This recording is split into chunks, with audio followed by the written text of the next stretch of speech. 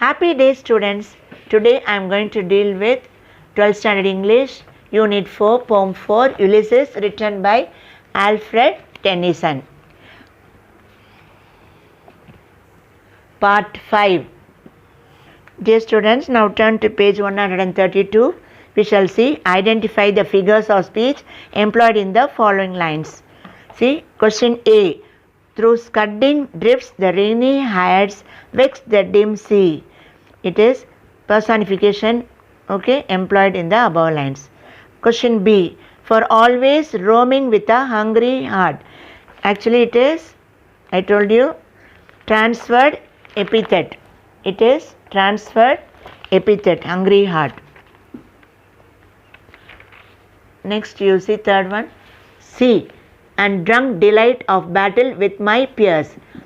The figure of speech is metaphor. Enjoying battle is indirectly compared to drinking. And question D. The deep moans round with many voices. Here it is personification. Voices are given the human qualities. It moans with many voices. And question E. To follow knowledge like a sinking star. Like is there, no? So the figure of speech is simile. The pursuit of knowledge is directly compared to a sinking star using the word like. Question F. There lies the port. The vessel puffs her sail. Here alliteration. Also it is personification. Alliteration. The words port and puffs are alliterated. So you have to underline P, P and show. Then only you will get marks. Now coming to the fourth. Read the sets of lines from the poem and answer the questions that follow. We shall see this appreciation question. A. I mete and dole unequal laws unto a savage race that hoard and sleep and feed and know not me. First one. What does Ulysses do? The king Ulysses sits with his wife by the fire and makes laws for people who don't even know him. And you see the second one. Did he enjoy what he was doing? Give reasons. No, he doesn't enjoy what he was doing, as he feels that he gains nothing from just sitting around by the fire with his wife and making laws for people. Now coming to question B. Yet all experience is an arch where through gleams that untravelled world whose margin fades forever and forever when I move. Question 1 you see, what is experience compared to? Ulysses compares his experience to an arch and describes the untravelled world as a place that gleams at him through that arch. All he has to do is walk through that arch. Question 2 you see, how do the lines convey that the experience is endless? Answer, the untravelled world is a reference to death. Death is always looking at him, though through the arch of his experience, but somehow seems to recede as he keeps moving. The more he travels, the more margins or edges are covered up. Now coming to C. Little remains, but every hour is saved from that eternal silence, something more, a bringer of new things, and while it were. Question 1 you see, how is every hour important to Ulysses? Ulysses says that each additional hour that he lives or each hour that he is saved from death brings him new experiences. Second question, what does the term little remains convey? The term little remains convey his life nearing death. He is very old and a few days remain in his life. So he wanted to utilize every hour of his life to gain knowledge. Now coming to question D. This is my son, mine own Telemachus, to whom I leave the scepter and the eye well out of me. First question, who does Ulysses entrust his kingdom to in his absence? Ulysses entrusts his kingdom to his son Telemachus in his absence. Second one, bring out the significance of the scepter. Scepter is an ornamental rod carried by the rulers on ceremonial occasions as a symbol of sovereignty and authority. Question E. That ever with a frolic welcome took the thunder and the sunshine and opposed. First question, what do thunder and sunshine refer to? Thunder and sunshine refer to bad times and good times. Second one, what do we infer about the attitude of the sailors? The sailors have gladly good and bad times with an undying spirit of adventure. Question F, you see, death closes all, but something at the end. Some work of noble note may yet be done, not unbecoming men that strove with gods. First one, you see, the above lines convey the undying spirit of Ulysses. Explain. Though death would end everything, Ulysses urges his companions to join him and sail beyond the sunset and seek a newer world, regardless of consequences. They are united by their undying spirit of adventure. Second one, pick out the words in alliteration in the above lines.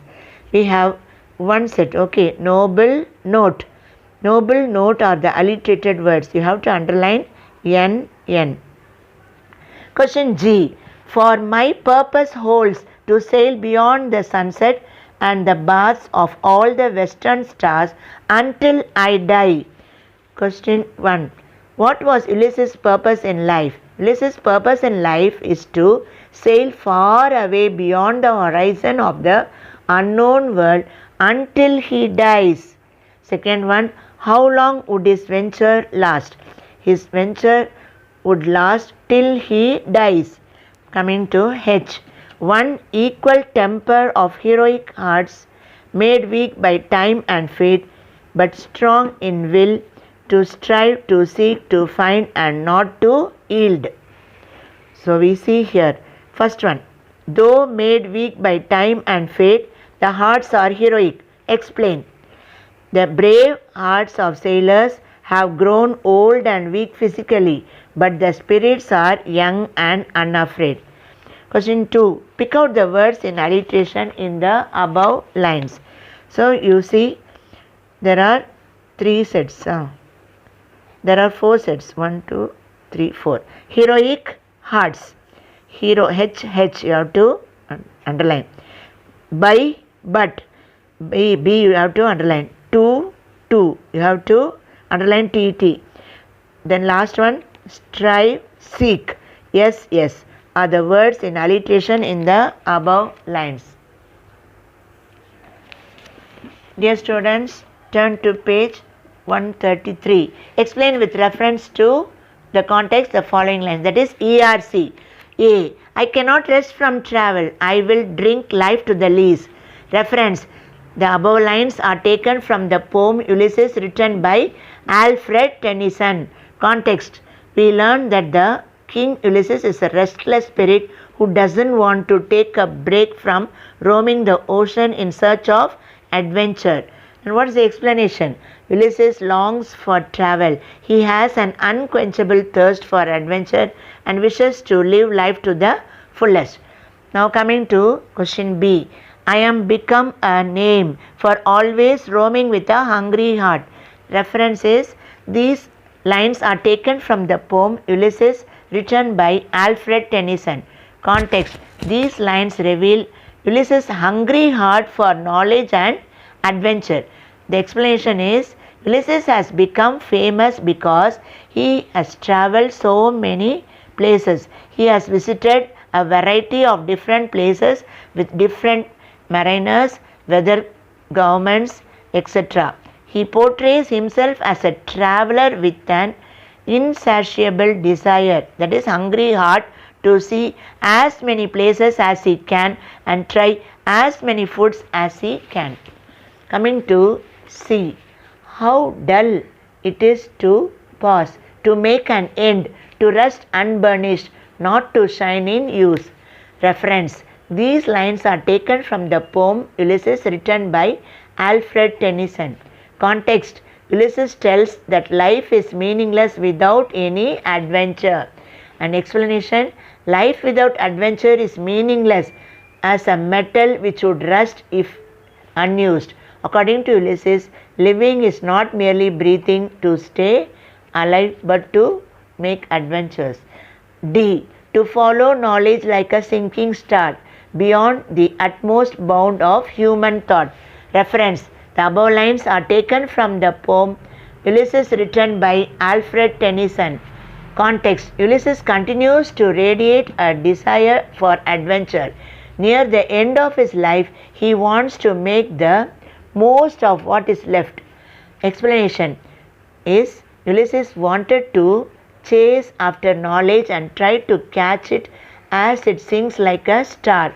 It has another meaning also. Ulysses himself could be a sinking star, as he is a great personality who is moving closer to death. Coming to ERCE, he works his work, I mine. Reference: the above line is taken from the poem Ulysses, written by Alfred Tennyson. Context is Ulysses has confidence that his son Telemachus would fulfill his duties towards his subjects. Explanation: Ulysses is happy that his son would do his work blamelessly and he would pursue his quest for travel and knowledge.